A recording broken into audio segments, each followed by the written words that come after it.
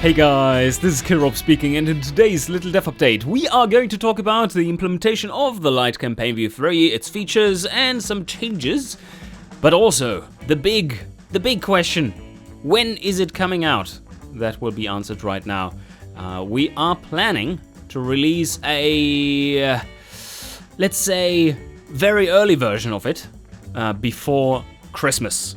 So that would mean on the 21st of December. Yes, this December, not next year, December. Yeah. That has been a good joke for the last few years. Deservedly so, I have to say, but yes. So, yes, the 21st of December, we are probably aiming for getting it out on the 19th. So sometime in that week, we will at least update you on where the status is and when it's coming exactly.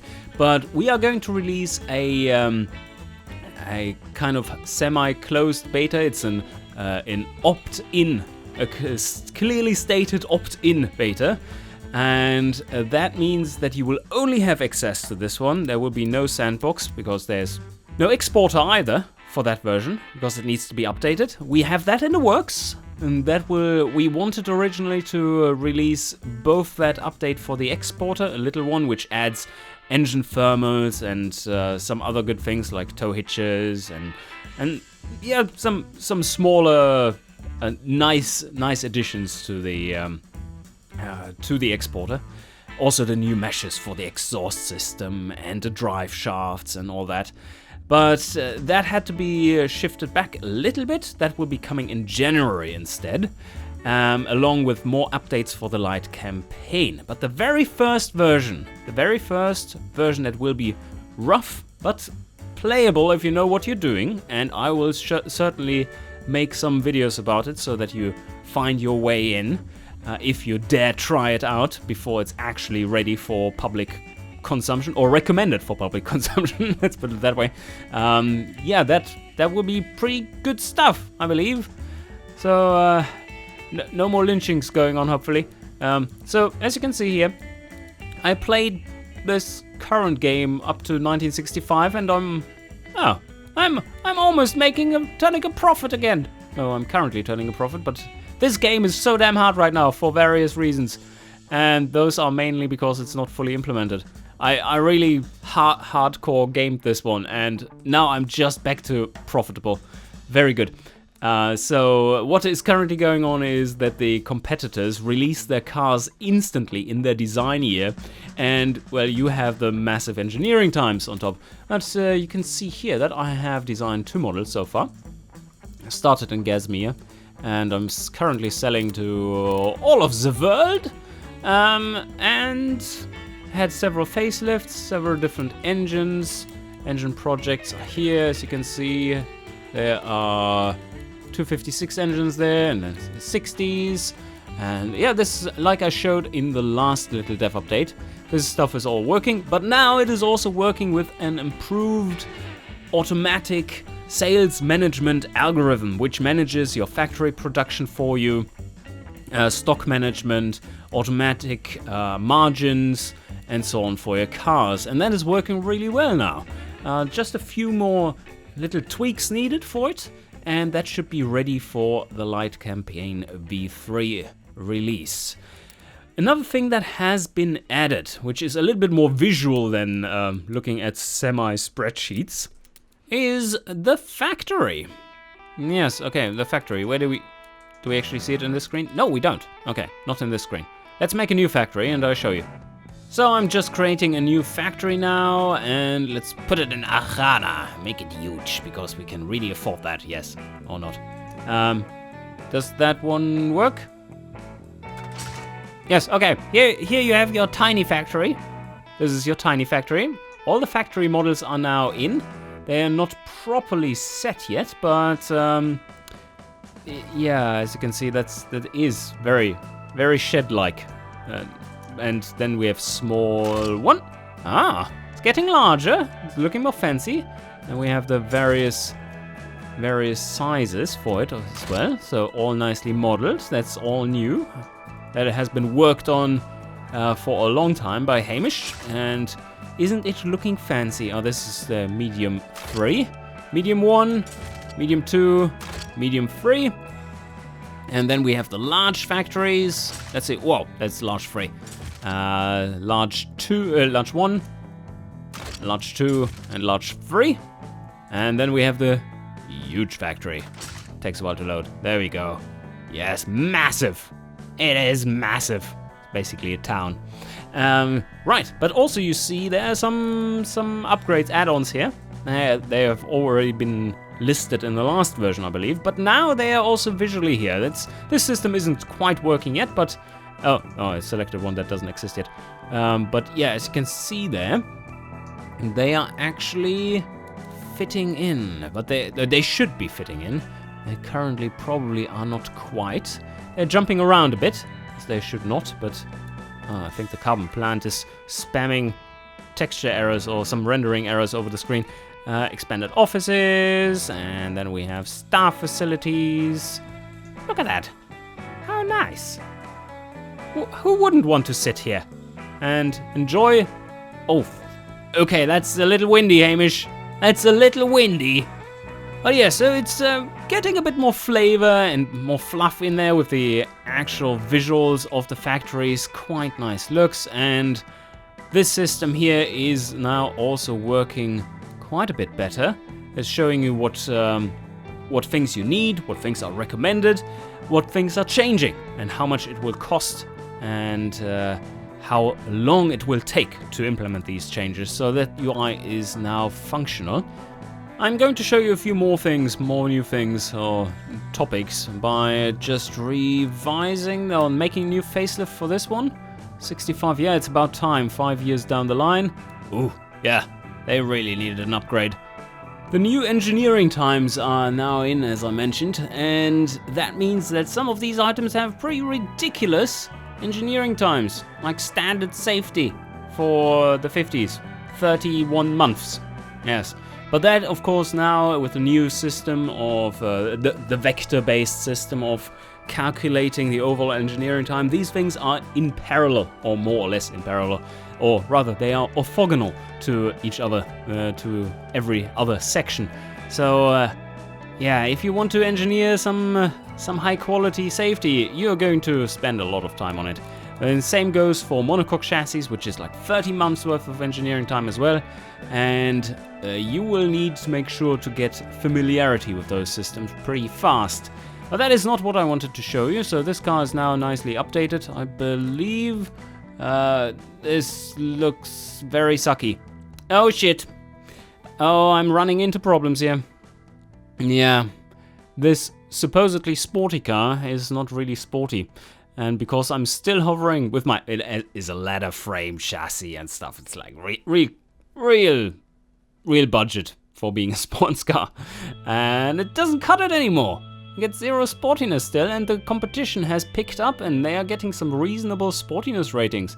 So I get maximum penalty for this now. Because I'm so much worse than the competition. But the competition is cheating! How am I supposed to do this? You won't run into the same problem, I promise. And there's something I wanted to show you in the engines. Well, let's head over there real quick. There are 2 new mechanics I want to talk about. I think I've touched on them before, not entirely sure. So the first one is engine friction. Right now it is mainly capacity based. And that is not really how friction works, because if that were the case, then you wouldn't see massive ship engines having immense capacities per cylinder. They would just be running like, oh, let's order 1,000 inline 4s from Ford and hook them up or something. No, well, not quite. It would still be worse for maintenance and stuff. But yeah, they also go for that because they reach higher efficiency and they have a lot less friction. And that is going to be implemented in here so that if you build a tiny V16, a 1 liter V16, that one will have higher friction than a 1 liter inline 3 or inline 4. And quite significantly so. That's a good few percentage points you will lose in power, or rather torque. And yeah, that makes a big difference then. So you can get the advantage of using more cylinders, get the prestige out of it, get the revability out of it, but you will lose some efficiency. That is a very simple factor that is going to be put on top of our existing calculations, so it's no major change in the underlying systems, but it will help you differentiate your engines a bit more and get you a little bit of that nuance that was lacking before when you were designing engines. The next thing is on this tab. Yes, exhausts. Have you ever felt the need to say, why do I even have to do this? Because everything turns out to be more or less the same. Well, yeah, if you're one of those hardcore players that have reached that point, you are quite right. There was not much real choice here to make. And what we are going to change here is that in order to get to really low loudness values, like the 30s you're seeing here, you will actually have to strangle your engine. Before it is, or right now, in the version that I'm still playing here, it still is the old version, like the old variant of this calculation, and that is basically like this. Okay, you want to have a very silent car? You put on 2 mufflers, yeah, you're going to lose a little bit, as you can see at 97, so you've lost 3% output, effectively. That's not a big deal. It's really not a big deal. And if you want to make something more sporty, then you would go for... let's not open it up completely. Then you would go for this. So you've lost 1% of power. Yay, big difference. No, not really. It's not really a big difference. So 3% versus 1% lost. So what, right? And we're going to change that. That cars on average will be, or by default, engines on their own will be quite a bit louder. So 10 points on the base level is 10 points higher. And then the exhaust diameter scales the loudness a little bit stronger, about 20% more than before. And then this factor is multiplied into this one. So if you really want to have a silent car, it is no longer enough to go double reverse flow and optimize for the exhaust diameter like this, but then you have to make the decision, okay, how much power do I want to sacrifice for going down in loudness? So this would be 7% quieter, while this one would only be 3% quieter. And maybe you want to go another one. It's 13% quieter. That's quite a lot. And that will be 20% quieter, but I mean, you now have destroyed your engine. Or, well, maybe you want to take that. I don't know. If you want to make the most silent car ever, then yeah. And that loudness will be... So basically the scale of loudness is expanded. The useful scale of loudness is expanded massively. So all these options you have in here will become more valuable to make, or more important to make, to consider for the designs you need. Alright, now that I've refreshed those, let's head over to engineering, or rather the factory setup. There we have my neat little medium 2 factory with steel presses, which is a plot of grass. That add-on is still missing, but every add-on will be uniquely modeled, and these add-ons are unique to the factories. Later on, the plan is to have not always a maximum of 5 slots, but you will be able to purchase, not in Lite Campaign V3, but in V4, you will have a plot market where you can buy plots for cheaper if they have less area for add-ons. So there might be a fence running like this, and you can only use 2 add-ons, yes. Less space to expand, less space for fancy things, and yeah, no staff facilities. There is this mechanic, which is the automation slider on the factory, and then we have something similar in engineering, which is the tooling optimization for the project itself. So how well can it be mass produced? And then we have also a base automation factor for each factory. The larger the factory, the higher that base number. And there will be a mechanic, a game mechanic, which compares these values. That mechanic will make it such that you cannot really mass produce things efficiently in too small factories. You will need larger factories at a high level of automation in order to work in them efficiently. And that in turn puts constraints on your engineering, which we have here. This is the tooling slider. Like if I automate my factory to 70 or something, and then come with a tooling slider setting of 12, then I think they will have a word or two to say to whoever chose that, in that it will be super inefficient. There will of course be tooltips for that mechanic, but I think this makes it a much more interesting choice, and also one where you have to consider how you want to progress in the long term. It is tricky because this one affects time a lot. This is 30 months, this is 15 months, and then we have 66 months. So that is a massive difference there. This difference will be toned down in the version we get today, but still, it will always be a massive difference. Also, you see the process slider here. We've talked about that briefly before, but that will also be a new mechanic.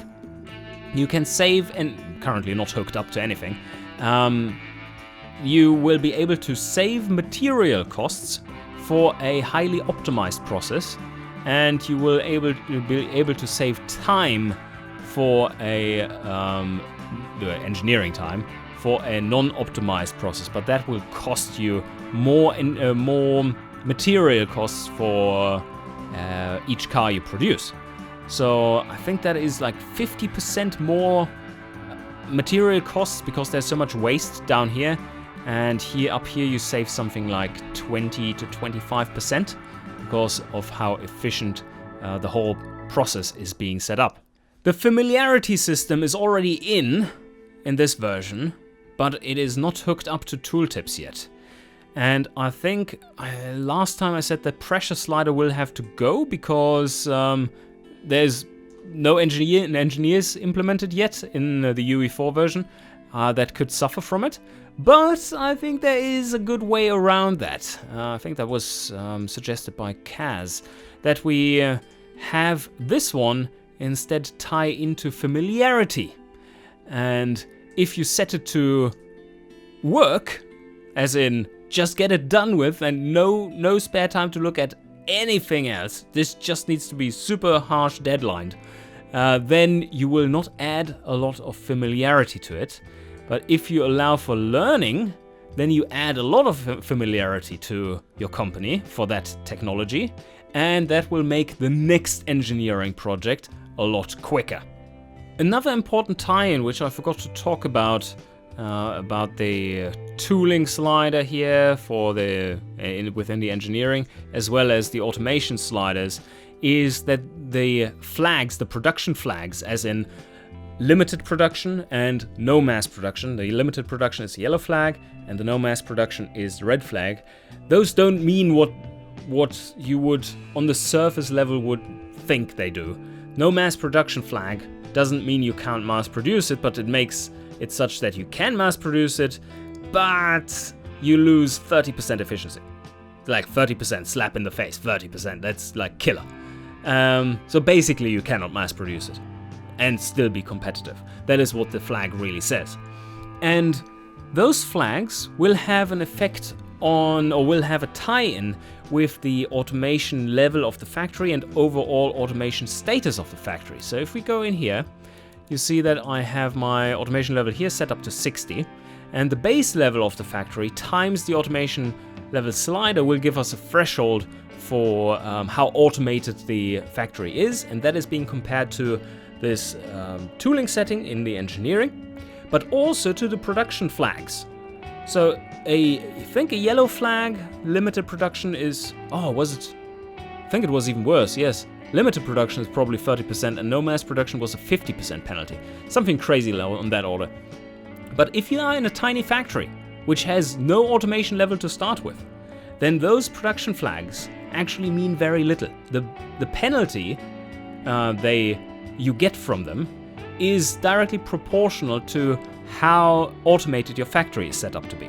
If it's highly automated, then you will get a massive penalty from these flags. While if you are hand-built anyway, you basically don't care.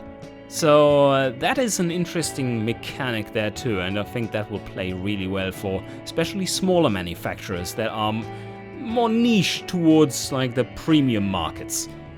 The forecasting screen is somewhat working now. it doesn't have its fancy graphs yet, and this is still using the old algorithm. But overall, this is now showing you some general tendencies for how well your car is going to do. And that is all nice, and now we sign this off, and yes, almost did it. 22 versus 24, mass sign-off screen, select these projects you want to sign off simultaneously so that they can share engineering and stuff, and there we go. They will be aligned so that they are coming out at the same time. And now I have my next facelift in engineering, and the engineering project itself has placed it in the calendar, and here you see both of them while the others are still being sold. There's still also a few other mechanics to implement in the Lite campaign before we can send that out to you, and that is especially the marketing. While the dealership stuff works, that is working really well. Also the natural increase in awareness in the regions, if you sell more, that's also working. But currently, unfortunately, we can't do negative marketing. No, although EA seems to be doing that pretty well, as well as Bethesda recently, didn't they? Anyway, here we go for positive marketing, and positive marketing indeed will be part of your version, and it will be an important part. You will want to do some marketing. You remember in the Lite Campaign V2, if you have played it, that basically all your awareness came from just selling cars. That effect has been dampened down to about a third, or around there, a half, and the rest of the effect you need to make up through marketing. Alright, that is basically it for today's Little Dev Update. We will have our release, if things are going as planned, in the last week before Christmas 2018, and that will be opt-in. And it will still be pretty rough when it comes to some things missing, like tooltips missing and so on, and the UI flow being a little, let's say, non-intuitive still, because you don't really know what's going on. But if you have watched my videos, and I will also put out some new ones, then yeah, you will be able to get through and play the Lite campaign for the first time in Unreal 4. That will be a lot of fun. Until then, I hope you enjoyed, and see you guys next time.